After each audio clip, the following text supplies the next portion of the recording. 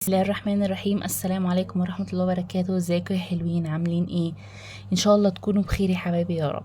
النهاردة بناخد حصة جديدة وان شاء الله تكون حصة لذيذة وجميلة، وبنشرح فيها حاجة جديدة اول مرة ناخدها. تمام.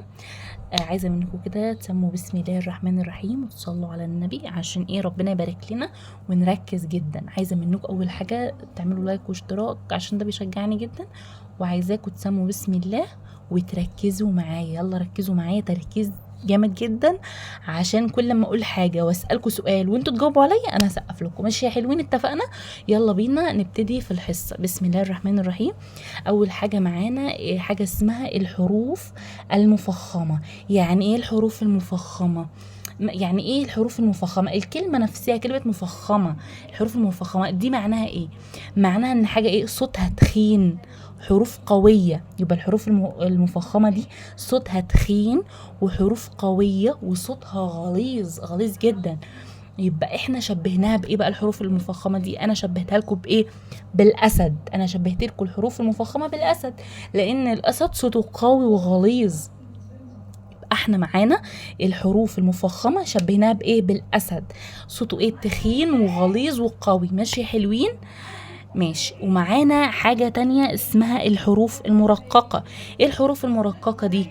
يعني ايه حروف مرققة؟ بيبقى صوتها رقيق، صوتها كده رفيع رقيق. هنشبهها بالقطة. يبقى هنشبهها بايه؟ بالقطة يا حلوين. يبقى معانا تاني كده كمان مرة حاجة اسمها الحروف المفخمة. ايه الحروف المفخمة؟ صوتها تخين، حروف قوية وصوتها غليظ، شبهناها بالأسد. طيب والحروف المرققة رقيقة كده وصوتها ناعم وجميل زي القطة. مش في اكتر حاجة كيوت في الدنيا اكتر من القطة. ماشي يا حلوين؟ طيب تعالوا نعرف ايه هي كده الحروف المفخمة مع بعض. اول حاجة هنحكي بقى، تعالوا نحكي كده ايه قصة جميلة ماشي مع بعض. كان في حاجة اسمها الحروف المفخمة والحروف ايه؟ المرققة. ماشي يا حلوين؟ وكان في اسد وقطة عايشين مع بعض. ماشي. هما بقى فضلوا يتخانقوا مين ياخد الحروف المرققة ومين ياخد الحروف المفخمة. فايه بقى اخر ما زهقوا قالوا احنا هنعمل اتفاق حلو قوي، اللي هو ايه؟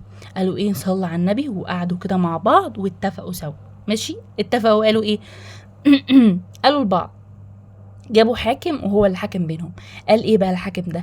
قال مادام الاسد صوته تخين وغليظ وقوي يبقى هو هياخد الحروف المفخمه. طب والقطه؟ قال القطه دي كيوت كده، لما بتيجي تعمل صوت بيبقى صوتها رفيع وناعم. طيب دي هتاخد ايه؟ تاخد الحروف المفخمه؟ لا طبعا، هتاخد الحروف المرققه. يبقى كان في مره، القصه بتحكي يا ولاد، كان في مره قطه واسد، وكان في حاجه اسمها الحروف المرققه والحروف المفخمه. القطه والاسد كل واحد عايز ياخد ايه؟ الاتنين. القطه تقول انا هاخد الحروف المرققه والمفخمه، والاسد برضو عايز ياخد الاتنين.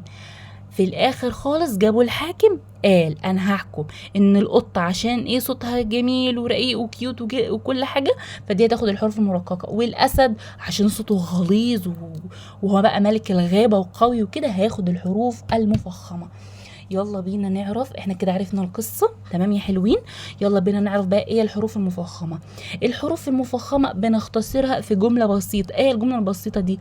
خاصة ضغط قز. عايزاكم تقولوا الجملة دي عشان انتوا لو قلتوها خلاص يعني الدرس خلص، وهسقف لكم طبعا. ماشي يا حلوين؟ يلا نركز مع بعض تاني، نسمي الله ونصلي على محمد عليه افضل الصلاه والسلام. يلا يا حلوين ركزوا معايا عشان انا اسقف لكم. الحروف المفخمه بتتلخص في ايه؟ في جمله ايه؟ يعني ايه تتلخص في ايه يا مس؟ يعني احنا معانا الحروف اهيت ولخصناهم كده عملناهم في جمله. ايه هي؟ خاصه ضغط قز. طيب الحروف المفخمه اللي هي ايه؟ الخاء والصاد والضاد والطاء والظاء والغين والقاف. ماشي يا حلوين؟ يبقى الحروف تاني، الحروف المفخمة خاء صاد ضاد طاء ظاء غين قاف. طيب حرف الراء انا ليه عامله لكم بلون ازرق؟ لو انتوا تلاحظوا انا عامله لكم حرف الراء باللون الازرق وعامله ليه فتحه وضمه. ليه عشان حرف الراء مش كله مفخم. يعني ايه يا مس مش كله مفخم؟ يعني معانا حرف الراء بالفتحة مفخم، وحرف الراء بالضمة مفخم، لكن حرف الراء بالكسرة ايه مرقق، صوت قطة. طيب تعالوا نجرب كده، تعالوا نجرب. را، را ده صوت تخين، را صوت تخين. طب رو، رو لا تخين برضو مش رفيع، يبقى ده تبع الاسد، ده تبع الحروف ايه المفخمه التخينه اللي صوتها غليظ. تعالوا يلا نقراهم تاني كده. خاء، خاء شايفين الصوت قوي ازاي؟ الصوت اللي الاسد اختاره كلهم حروف المفخمه كلها اصوات قويه. خاء، خاء. صاد، صاد. ضاد، ضاد. طاء، طاء. يلا قولوا معايا. ظاء، ظاء. غين، غين. قاف، را، رو. ماشي حلوين؟ طبعا ديت حالات خاصة يعني، بس انتوا احفظوا خاصة ضغط انقاذ. ماشي حلوين؟ طيب قلنا الحروف المفخمة صوتها قوي غليظ، ايه شبهناها بالاسد. تعالوا بينا نعرف ايه الحروف المرققة. ايه الحروف اللي مرققة؟ اي حروف غير المفخمة هي رقيقة. يعني ايه؟ يعني اي حرف غير الحروف دي من الحروف كلها اللغة العربية هو حرف ايه مرقق، اللي هو تبع القطة. يعني معنى كده ان القطة خدت اكتر من الاسد؟ القطة خدت اكتر من الاسد، بس الحروف اللي خدتها حروف ايه رقيقة يا عيني، زي حرف الايه، زي حرف الجيم، الحاء، السين والثاء مثلا، الياء برضو، الواو. اي حروف غير الحروف المفخمه. ماشي يا حلوين؟ بكده نكون انتهينا من الفيديو، وان شاء الله تكونوا استمتعتوا بالفيديو وفهمتوا ان شاء الله الحصه بتاعتنا.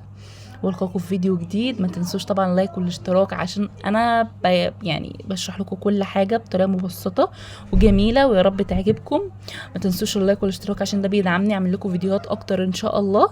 واشوفكم في رعايه الله في فيديو جديد. السلام عليكم ورحمه الله وبركاته.